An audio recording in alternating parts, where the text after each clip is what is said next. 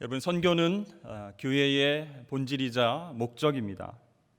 선교를 단지 교회가 중요하게 여기는 어떤 여러 사역 중에 하나다라고 생각하면 선교를 오해하게 되는 겁니다. 그래서 이 선교를 특정한 활동이나 교회 사업으로만 생각하면 이 교회 자체가 선교다라고 하는 관점을 잊어버리게 되는 것이죠. 앤드류 커크는 선교를 교회가 감당해야 할 여러 의무들 중 하나로 전락시키지 않는 한 교회는 본질적으로 선교적이다. 교회가 선교적이기를 중단하는 것은 스스로 교회되기를 중단하는 것과 같다. 이렇게 말을 했습니다. 이 말은 결국 교회가 행하는 모든 것을 선교적 관점에서 봐야 된다라는 것이죠. 그래서 선교를 행하는 교회가 아니라 선교적 교회, 이렇게 말해야 정확한 표현인 것입니다. 이 선교적 교회는요, 선교 행위를 넘어서서 공동체 자체가 선교인 교회를 뜻하기 때문입니다. 여러분, 선교적 하면은 어떤 생각이 드십니까? 일반적으로 교회 밖으로 나가서 세상을 향해서 움직이는 어떤 교회의 사역들, 이렇게 생각을 하게 되죠. 그런데요, 이런 생각은 자칫 모이는 교회를 평가절하할 수 있는 위험이 있다는 것이죠. 그래서 일부 교회에서는 교회 본질은 모이는 것이 아니다, 모이는 교회가 아니라 흩어지는 교회다, 이렇게 강조하는 교회도 있습니다. 물론 그것이 맞는 것 같기는 하지만 정확히 전체를 다 옳게 이야기한 것은 아닙니다. 교회가 세상을 향한 하나님의 구원 계획을 실천하려는 그 선교적 사명을 감당하려면 기본적으로 모이는 교회가 바르게 세워져야 한다는 것이죠. 그 하나님의 백성들이 사명을 감당하기 위해서는 이 모이는 교회와 흩어지는 교회 두 가지가 모두 강조되어야 한다는 것입니다. 즉, 교회는요, 모이는 성도들이 그 안에서 성장하고 성숙해져야 한다는 그 점에서 내향적이고, 또 그 성숙해진 성도들이 세상에 나아가서 선교적 사명을 잘 감당할 수 있도록 인도해 줘야 되기 때문에 외향적이다라고 말할 수 있는 겁니다. 따라서 선교적 교회를 구성하는 여러 가지 지표 중에서 가장 핵심적인 것은 무엇일까요? 바로 성도들의 의식과 삶, 그것이 중요한 요소가 된다는 거예요. 그렇습니다. 진정한 선교적 교회는 하나님 백성의 의식과 삶이 선교적 특징을 보이기 때문이다라는 것이죠. 그런데 어떤 성도들은 그렇게 생각합니다. 나는 개인적으로 경건한 삶을 추구해 매일 큐티하고 기도하고 그렇게 열심히 경건 생활을 하면서 또 교회가 주관하는 어떤 선교와 봉사 활동에 열심히 참여해 왔어. 그러면 난 정말 신앙생활 잘하는 것이지, 이렇게 생각합니다. 그런데 중요한 것은요, 그 성도가 밖에서, 직장에서, 세상에서, 일상생활에서 선교적 삶을 살고 있는가, 예수 복음의 빛을 드러내고 있는가, 자신의 사명을 진지하게 실천하고 있는가라고 물을 때에 대답할 수 있어야 된다는 겁니다. 한국 교회의 역사에서 이렇게 선교적인 삶을 살았던 신앙의 선배들이 아주 많이 있었습니다. 우리나라에 복음이 전해진 후 얼마 되지 않아서 그리스도인이 된 성도들 중에는요, 교회가 없는 지역으로 일부러 이사를 했습니다. 그래서 그곳에서 복음을 전하고 예수님을 전하고 결신자들을 중심으로 교회를 세워나갔습니다. 비록 그분들은요, 오늘날과 같이 충분한 성경 공부하지 못했고 제자훈련 받지는 못했지만 이 구원에 관한 확신과 복음에 대한 열정만큼은 뜨거웠던 거예요. 그래서 적어도 분명한 선교 의식을 갖고 살아갔던 것입니다. 사랑하는 성도 여러분, 우리가 교회뿐만 아니라 일상생활 속에서도, 세상 속에서도 선교적 사명을 감당하실 수 있기를 주의 이름으로 축복합니다.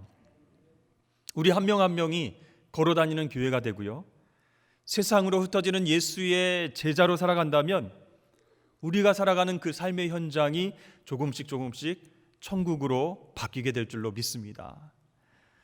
그런데요, 우리가 살아가는 세상이 만만치가 않은 것 같습니다. 이 선교적 사명을 일터에서, 그렇죠? 세상에서, 일상생활에서 아직 감당도 하지 못했는데 세상이 막 욕하는 거예요. 교회를 비난하는 거예요. 믿는 사람들을 손가락질하는 겁니다. 그래서 이 하나님의 자녀라고 하는 정체성을 가지고 당당하게 그렇게 살아가야 할 우리가 주눅드는 거예요. 복음을 전하기도 전에, 선교적 삶을 실천하기도 전에 움츠러듭니다. 눈치를 보면서 말도 꺼내지 못하는 상황 가운데 있습니다. 그러다 보니 이 복음을 전하는 것도 큰 용기가 필요한 그런 시대가 되었다는 것이죠. 사실 여러분, 일반적으로 복음이 전파된 지 오래된 곳일수록 복음의 수용성은 떨어지게 됩니다. 그렇게 복음을 받아들이려는 것이 힘들어지고 또 그리스도인들의 어떤 성숙함이 보이지 않을 때 기독교는 계속 공격을 받아왔습니다.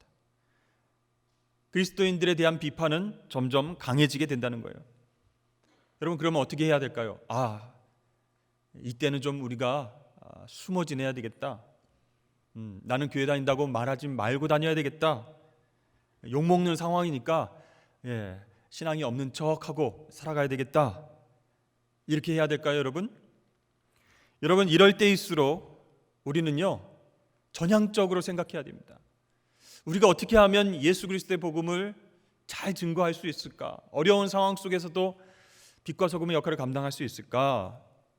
고민해 봤을 때 우리는 이 복음의 메시지에만 의존하는 전도와 선교보다는 전도자 자신이, 우리가 메시지가 되는 그 성품의 전도가 중요하다라는 것을 생각해야 될 때다라는 것입니다. 또한 교회도 마찬가지예요. 진실되고 자기 희생적인 선교에 집중해야 된다, 그런 때다라는 것이에요. 그래야 사람들이 바라볼 때 교회가 추구하는 것이 선교 활동이 아니라 선교 자체이구나라는 것을 세상 사람들이 알게 된다는 것입니다. 그렇게 된다면 정말 십자가 사랑으로 우리를 구원하신 예수님의 모습을 많은 사람들에게 보여주는 그런 교회가 될 줄로 믿습니다. 여러분, 사실 한국 교회에 선교적 교회, 이것에 대한 오해와 편견이 있습니다. 아까도 말씀드렸지만 선교적 교회는 선교하는 교회다, 또는 선교를 행하는 교회다, 이렇게 생각을 많이 한다는 것이죠. 통계를 보면요, 한국 교회는 다른 어떤 기관보다도 많은 사회봉사와 복지활동, 또 해외 선교에 앞장서 왔습니다. 그런데 한 여론조사에 따르면 사회봉사활동을 적극적으로 수행한 종교를 묻는 질문에 개신교가 41.3%로 그 응답을 얻어서 가톨릭과 불교를 앞질렀습니다. 그런데 가장 신뢰하는 종교가 무엇입니까? 라고 묻는 질문에는 가톨릭과 불교 다음으로 개신교가 나왔습니다. 그러니까 이 불교보다도 신뢰도가 낮은 종교가 개신교다라는 그런 여론조사가 나온 거예요. 여러분, 왜 우리 한국교회는 많은 선교와 사회봉사 활동을 하고 있는데 그럼에도 불구하고 사회로부터 신뢰를 얻지 못하고 있을까요? 근본적으로 행위 이전에 존재론적인 문제가 있기 때문이다라는 거예요. 교회가 교회답지 못하고 성도가 성도답지 못하기 때문에 신뢰도가 떨어지게 되었다, 그런 안타까운 사실입니다. 여기에서부터 성품에 대한 진지한 고민이 출발하게 된다는 것이죠. 미디어 이론가 마샬 맥루하는 의사소통, 즉 커뮤니케이션 과정에서 전달하는 메시지보다 매체 자체가 더 중요하다, 그렇게 얘기했습니다. 그러니까 미디어, 즉 매체가 곧 메시지다, 이런 유명한 말을 했어요. 그의 주장은요, 커뮤니케이션 상황에서 메시지만을 중요시하던 기존의 인식을 깨뜨렸습니다.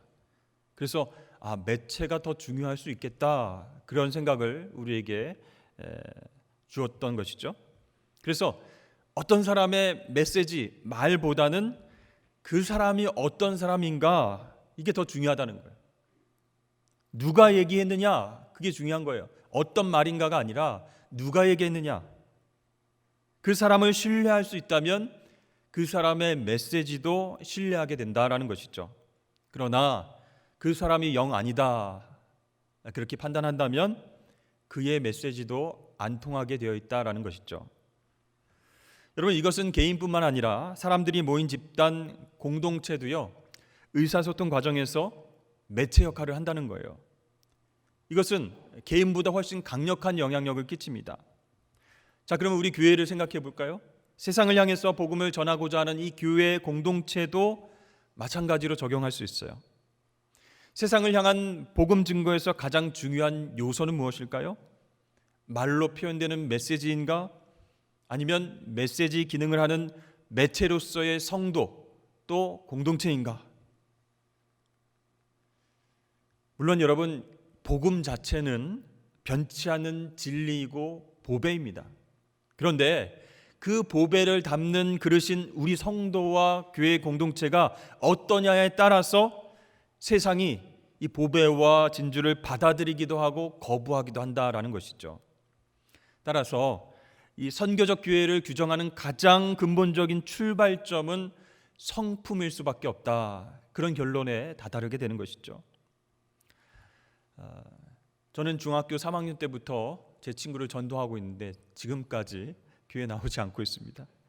지금도 계속 만나면 전도를 하고 전화를 하면은 예수님 얘기를 해요. 그러면 그만해라, 많이 들었다, 이렇게 얘기를 합니다. 오랜만에 만나게 되면 이런저런 살아오는 얘기를 하다가 이제 또 제가 복음 얘기를 꺼냅니다. 그러면 그 친구는 그렇게 얘기해요. 나는 종교의 자유가 있다고 생각한다. 나는 불교이지만 기독교인들 다 존중한다. 그런데 교회 다니는 사람들이 주위에 많이 있지만 그분들이 너무 이기적이어서 난 별로 관심이 가지 않는다. 목사님들의 메시지 정말 많이 쏟아져 나오지만 그분들의 삶을 보면, 뉴스를 보면 실망을 많이 하게 된다.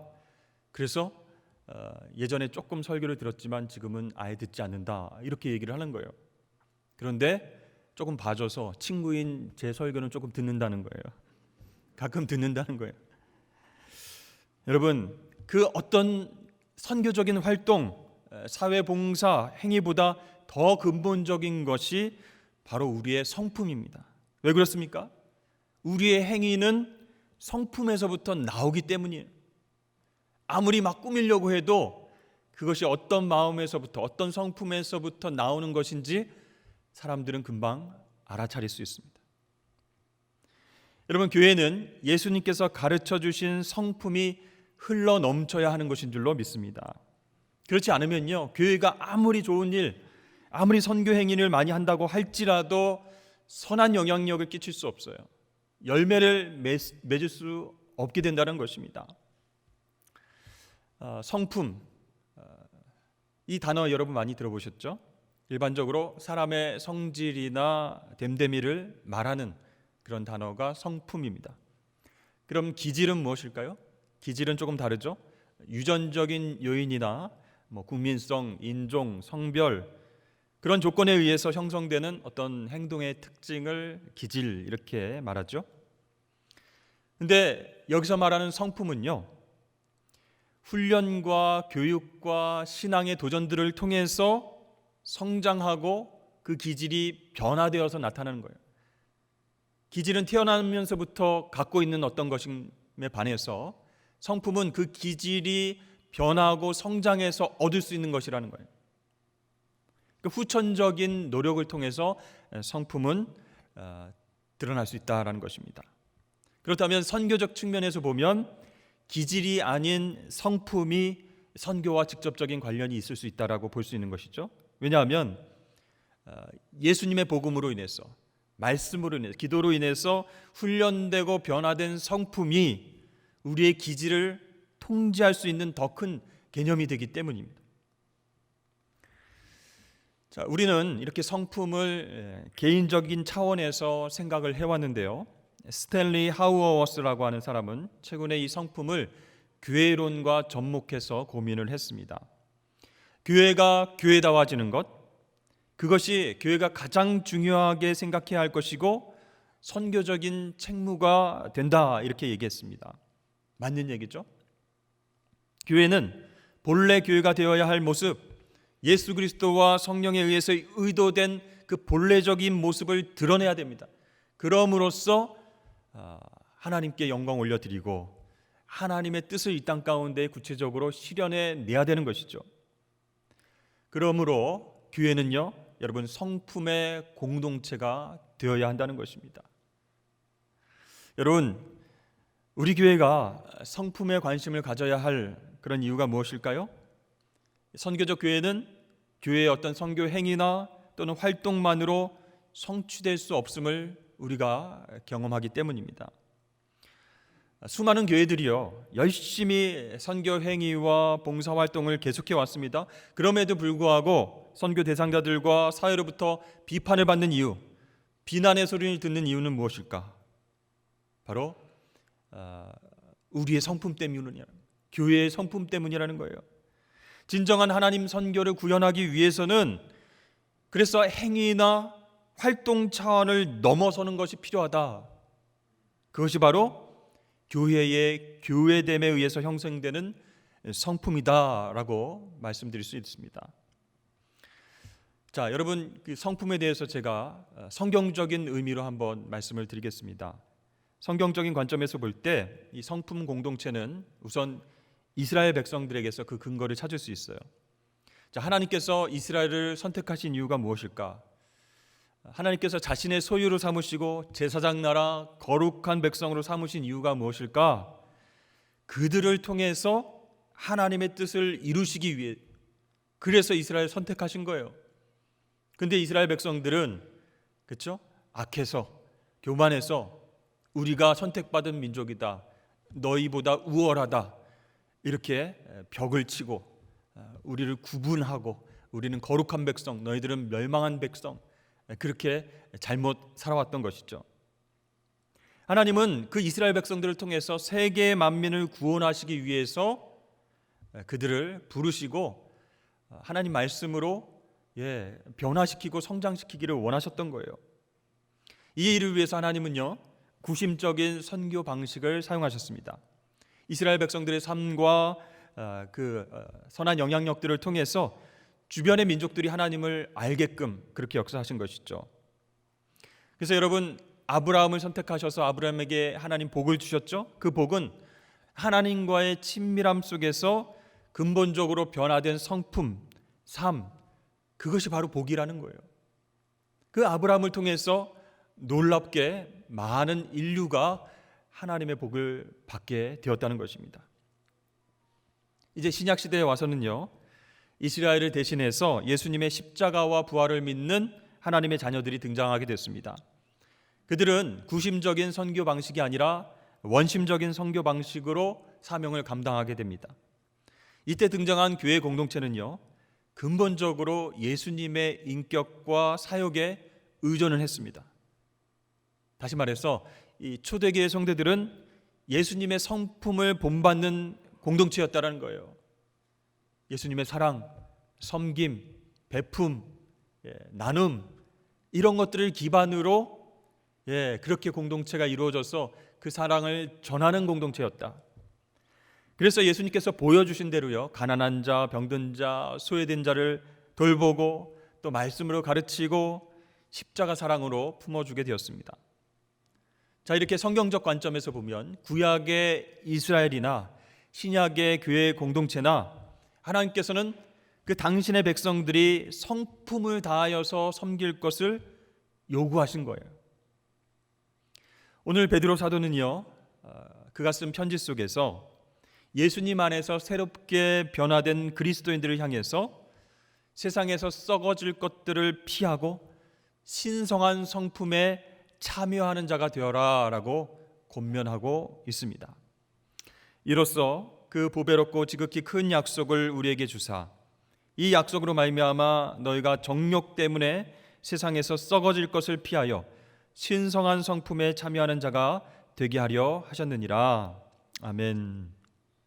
그렇습니다. 우리 성도와 교회 공동체가 추구해야 할 성품은 뭐예요? 곧 예수 그리스도의 인격과 삶으로 나타난 성품이라는 겁니다. 하나님께서 우리를 부르신 목적은 구원받아서 천국 가는 그 정도가 아니라 신의 성품에 참여하는 거예요. 하나님 성품에 참여하는 데까지 나아가서 변화되고 성숙하는 거예요. 그래서 그 모습을 통해서 내가 전도지가 되어서 예수님을 전하는 통로가 되어서 하나님의 귀한 사명을 감당해야 된다라고 말씀하신 것이죠. 그렇습니다. 하나님의 목표는요, 우리가 하나님의 성품을 닮아가는 데 있다라고 하는 것이에요. 한편 오늘 말씀에서는 하나님 성품과 반대되는 정욕에 대해서 말씀하고 있죠. 세상은요, 정욕 때문에 타락하고 범죄하고 있습니다. 이 정욕은 끝을 알지 못하고 만족이 없습니다. 뭘 성취하고 뭘 소유하면 만족해야 되는데 그게 아니에요. 더 욕심을 갖고 더 욕망을 가지고 추구하며 달려가게 되어 있어요. 그래서 절제를 알지 못합니다. 넉넉함과 여유가 없는 거예요. 남들을 돌아보지 않는 거예요. 궁일이 여기는 마음을 갖지 않는 거예요. 그래서 이 정욕은 하나님의 사랑을 알지 못하게 하고 인내와 온유를 경험하지 못하게 만듭니다.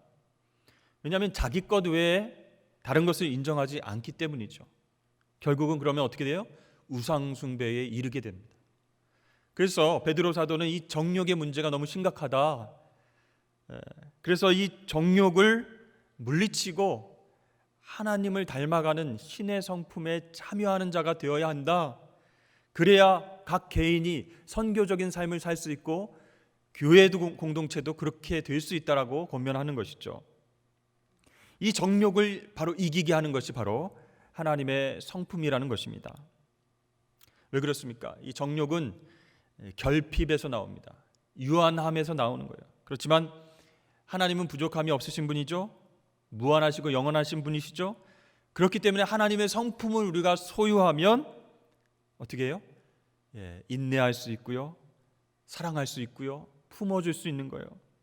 세상에서 승리하면서 하나님이 주신 사명을 넉넉하게 감당하게 될 줄로 믿습니다. 그래서 하나님은요, 성도들이 정욕으로 살기를 원하지 않으세요. 욕심으로 살아가기를 원하지 않으세요. 신의 성품, 예수 그리스도를 닮아가는 성품을 갖기를 원하신다는 겁니다. 여러분, 그렇다면 우리 교회가, 산성교회가 선교적 교회로서 성품 공동체가 되기 위해서는 무엇을 해야 되겠습니까? 첫째로 세상 속에서 살아가면서 세상과 구별된 삶을 살아가야 한다라는 것이에요. 여러분, 교회는 자연 공동체, 가족이나 민족이나 국가와 같이 동일한 어떤 삶의 방식으로 묶인 사람들하고는 다르죠. 또 흥미와 취미로 모인 그런 공동체하고도 다릅니다. 노동조합, 경제조직, 문화조직, 그것과도 다릅니다. 교회는요, 다른 것으로 대체될 수 없는 자신만의 목적이 있다라는 거예요. 그러니까 세상을 향한 가장 탁월한 선교는요, 하나님의 성품으로부터 나오는 삶의 방식이 되어야 한다는 것입니다. 이것은 다른 식으로 얘기해서 세상하고 분리되어 살아라, 아예 관심을 끄고 살아라, 그런 얘기가 아니라는 거예요.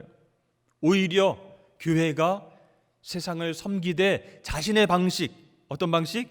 예수님의 성품에 기초한 방식으로 섬겨야 된다는 거예요.